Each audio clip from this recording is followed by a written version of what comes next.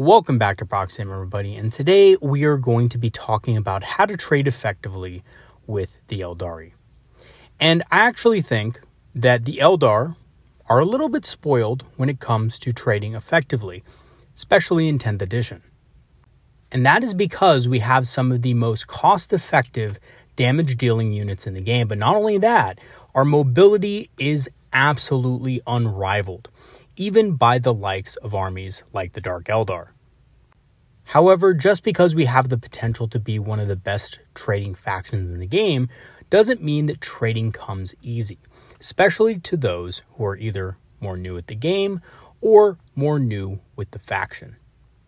As you guys know, the Eldar are a very tough faction to play, and that's primarily due to the fact that we are very squishy. A lot of our units die to a stiff breeze, thus, if you don't exactly know what your units are capable of, it's really hard to make good trades out of them. Especially since if you fail to kill your opponent's units, those units will often clap back twice as hard due to our army's fragility. And on top of that, when your opponent knows the kind of lethality that you can put out, oftentimes they will make it exceptionally hard for you to actually kill their units. So essentially that is going to be the topic of the day. So in this video, I hope to talk to you guys about what trading is and why it's useful on the battlefield. And we are going to dive into the art of baiting your opponent's units out without risking your own. Okay, so first, before we kind of dive into the finer points, we have to define what trading is, because a lot of people out there, especially those newer to the game, or maybe newer to miniature games in general, just don't know what trading means. So essentially, trading refers to when you use a unit to achieve a particular goal, knowing it will in turn be destroyed. For example, using a unit of striking scorpions to destroy a unit of infiltrators, thus leaving the scorpions open to attack in the next turn. You're charging into the infiltrators knowing full well that even though you will kill those infiltrators, those scorpions' days are numbered. And again, this is essentially what trading is, right? Using one of your units to achieve a particular goal, in that case, destroying an enemy unit of greater value. It's an essential element to any wargame and can draw its origins back to games like chess.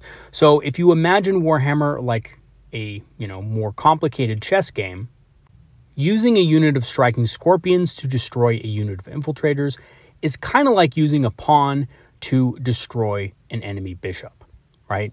You're using a cheaper unit, a more expendable unit, to deal with a far more valuable one. And lastly, trading itself is useful because it moves the game forward and provides a means to win if done effectively. So of course, trading is part of any war game, no matter which one you play, and the effective use of trading and being able to essentially outtrade your opponent means that you will have a better chance of victory. But what is the difference between a good trade and a bad one? This is often harder to discern. So a good trade essentially is when a less expensive asset, which is going to be one of your units, either destroys a more expensive one or is able to score a lot of victory points, equal to or greater than its value. Now that can be kind of hard to discern because victory points, of course, don't correlate directly to unit cost.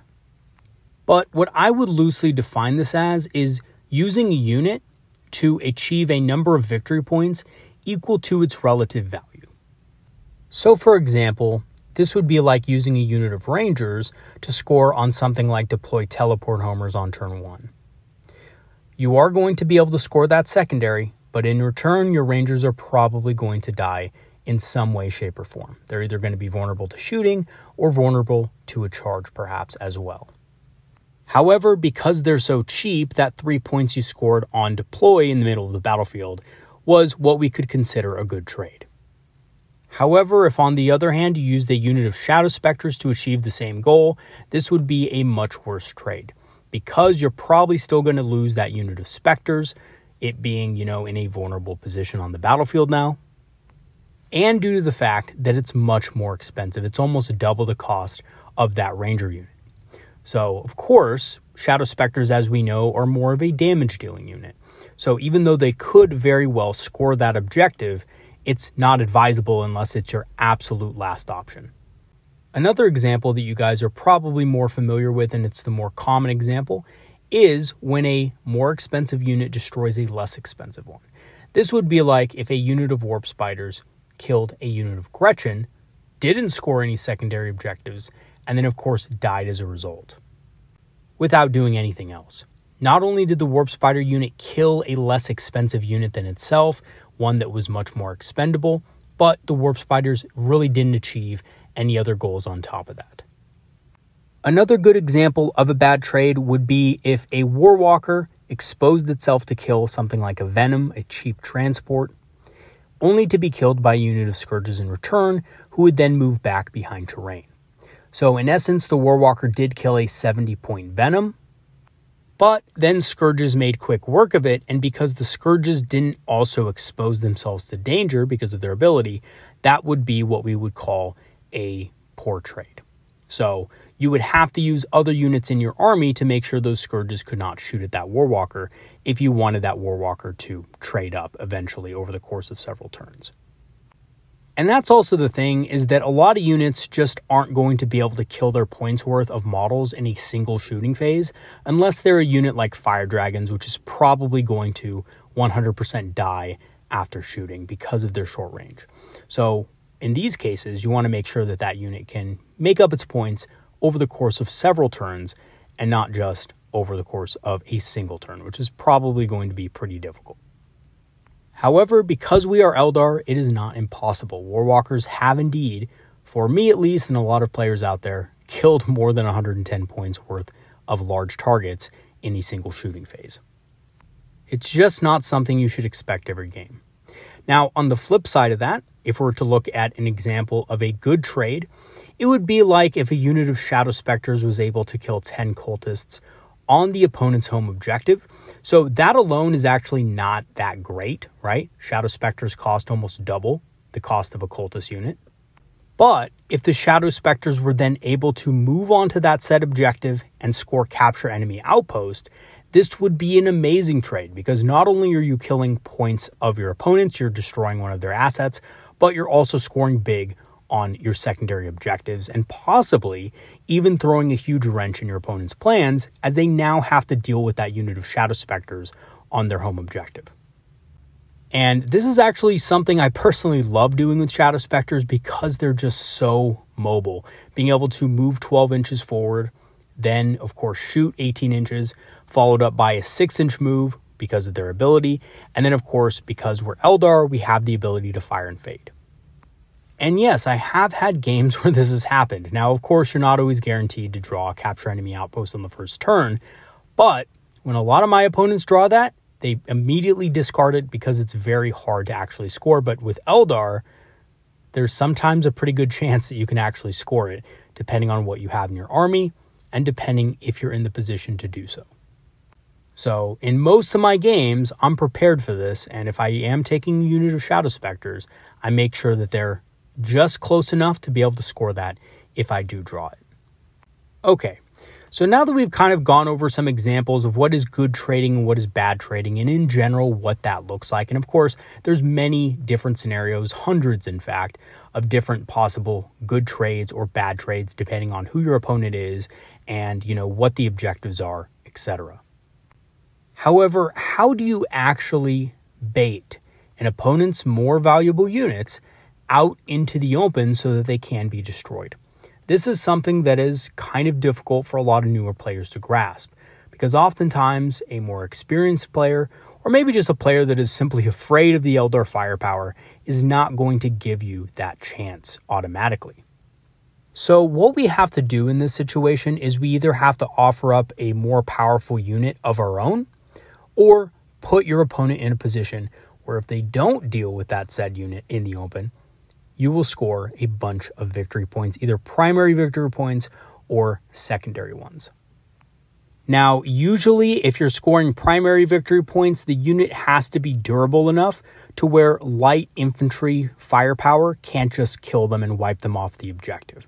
So things like swooping hawks, going on a center objective. It's not really a great idea because your opponent is going to have tools in their army that can swiftly deal with those in no time. And of course, then you're not using the Swooping Hawks to their capabilities either.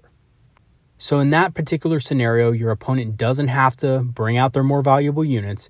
They can just clear those Swooping Hawks with the chaff of their army or the units that were sent to forward deploy to, kind of bait your own units out.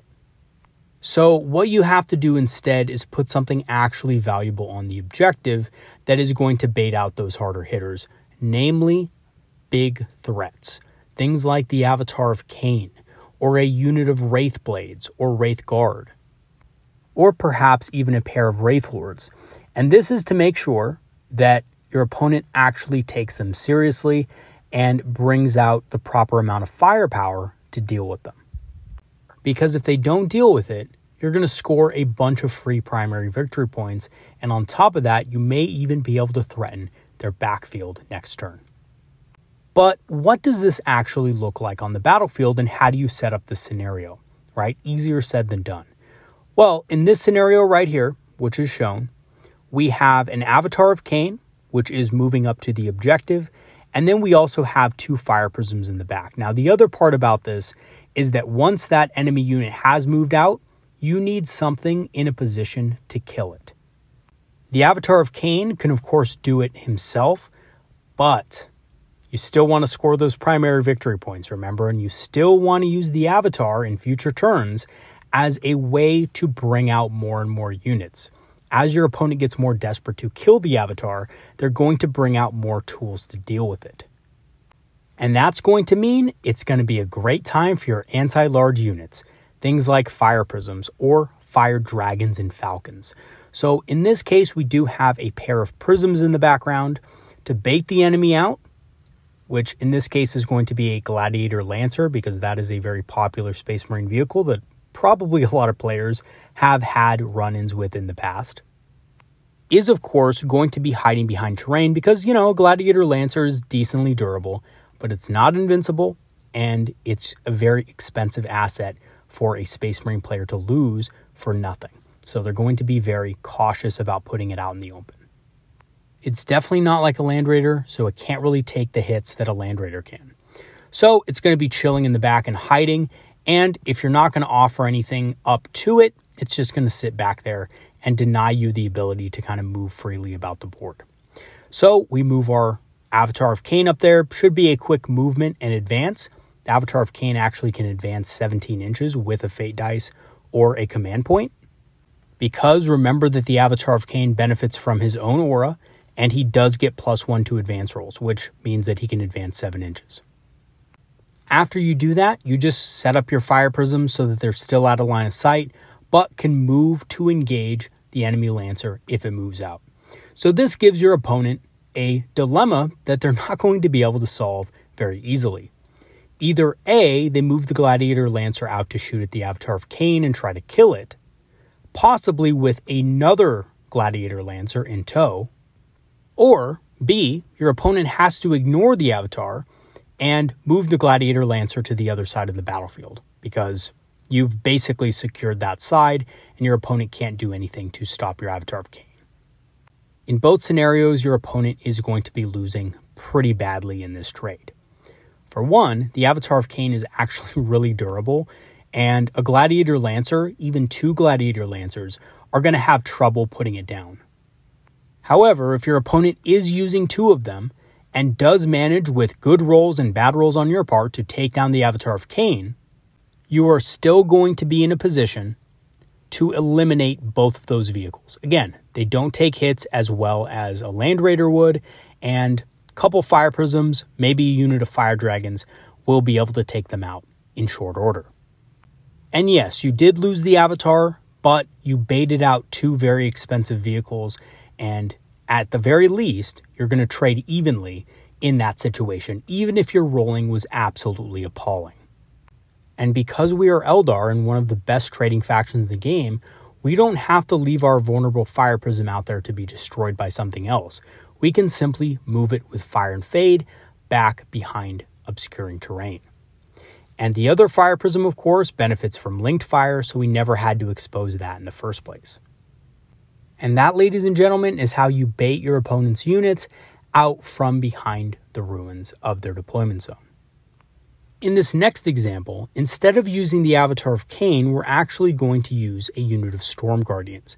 Now, I personally love Storm Guardians, and the reason why they are one of the best baiting units in the game is because they have sticky objectives, and they are very fast. They're a unit that your opponent absolutely cannot afford to ignore. So in this example, a unit of Storm Guardians advances onto an objective near some Paragon warsuits, staging just beyond the ruin on the right-hand side of the board. Now, Paragon warsuits are a very strong unit, but they're not exceptionally durable all the time. They will be able to basically ignore 2 wounds you caused them because of the miracle dice, but that's about it, and if you bring enough Melta and firepower with you, they will go down fairly quickly. So having said that, the Paragon warsuits now are forced to deal with the Storm Guardians. Paragon warsuits with more Invol are an extremely expensive unit. And Storm Guardians are 100 points. So the Paragon warsuits charge into the Storm Guardians and massacre them to about 2 members. Now, of course, if you have Fortune on them, you should be able to survive with about 2 of them because you do have a 5+ Invol save. And, Paragon warsuits are very strong, but they don't have a super amount of attacks, right? They're not Arco-Flagellants, so they're not going to be throwing 40 dice at you. I think, obviously Arco-Flagellants are one of the counters to Storm Guardians. So those guys, let's pretend those were either dealt with or screened out accordingly, and the Paragon warsuits are what's charging in. Now, they kill most of them, but they do leave 2 Storm Guardians left. However, you're not going to be able to get that sticky objective. Now, what this does allow you to do, however, is disembark a unit of Fire Dragons from a Falcon, and with the Falcon and the Fire Dragons combined, you should be able to kill most, if not all, of that Paragon warsuit unit. Also, keep in mind that you do have the grenade stratagem available both by the Storm Guardians and the Fire Dragons themselves. So you can almost just take out a Paragon warsuit with the grenade strat alone, but you also have all those Melta guns and the Pulse Laser, Bright Lance, and Shuriken Cannon of the Falcon. Not to mention, if the 2 Storm Guardians that are left are the Fusion Gun variants, which they probably should be, then you're going to be able to, pop a few more shots off with them as well. And in this scenario, 185 points worth of Storm Guardians and Fire Dragons were able to take on a much more expensive unit and basically destroy them. Keep in mind that the Fire Dragons and what is left of the Storm Guardians are probably going to die, but again, your opponent is going to have to spend more resources being able to do that, which means more openings for the rest of your army to take advantage of. In this last example, I'm going to show you guys how to control what your opponent shoots at using positioning and secondary objective scoring. So in this diagram, we have 5 warp spiders, which by the way are in orange. They're going to be slightly in the enemy's deployment zone, just having scored a secondary objective. Now, during their movement, they did jump over a unit of guardsmen that were holding a mid objective. And as we can see, there's 2 basilisks in gray in the back there, hiding behind some terrain, blasting away at your more vulnerable aspect warriors. Now, here's where the dilemma for your opponent starts to take root.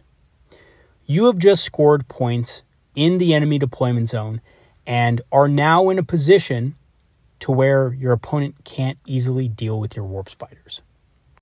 If your opponent wants to kill them with the guardsmen, they would have to pretty much move off the objective almost completely to be able to wipe out that warp spider unit, which again is preventing your opponent from scoring primary objectives. Now, your opponent is not going to want to do that. That's a very risky play and probably going to be a very foolish one at the end of the day. Instead, your opponent is going to likely turn to the only units that can deal with the warp spiders now. Ladies and gentlemen, you have just forced your opponent to shoot the warp spiders with the 2 basilisks that are in their deployment zone. Now, this is a huge waste of your opponent's resources because most likely there's going to be better targets for your opponent to go after. And a lot of you guys have asked me in previous videos how I deal with Imperial Guard indirect fire, and this is one of the ways I do it. I deliberately place a fast-moving Eldar unit like Swooping Hawks or Warp Spiders into the enemy deployment zone in a position where only their indirect fire could possibly deal with them. And because your opponent is not going to want to backtrack with those guardsmen on that objective, your opponent is going to have to shoot the Warp Spiders or Swooping Hawks with those 2 Basilisks. And they're going to have to kill them to the man. So that means they're probably going to have to shoot both of them at that unit. Not only does this protect units like Wind Riders, who are very vulnerable to damage to indirect fire, but it also forces your opponent to waste orders like Take Aim, because if they don't kill that unit of Warp Spiders, then that unit of Warp Spiders is going to be a massive headache for your opponent. And of course, forcing your opponent into positions like this is going to severely weaken their overall ability to win the game and score victory points. So, in conclusion, to coax your opponent's strongest units out of hiding or take their attention away from your best and most vulnerable units, you need to give them a reason to, pure and simple. Your opponent isn't going to do anything unless you force the issue. And of course, the best way to do that is to force the issue through victory points.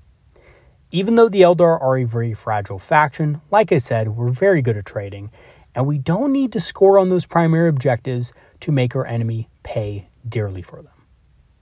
And then of course, once our opponent's assets are drained near the end of the game, we can capitalize on our speed, score those primary objectives, and win the game big at the end.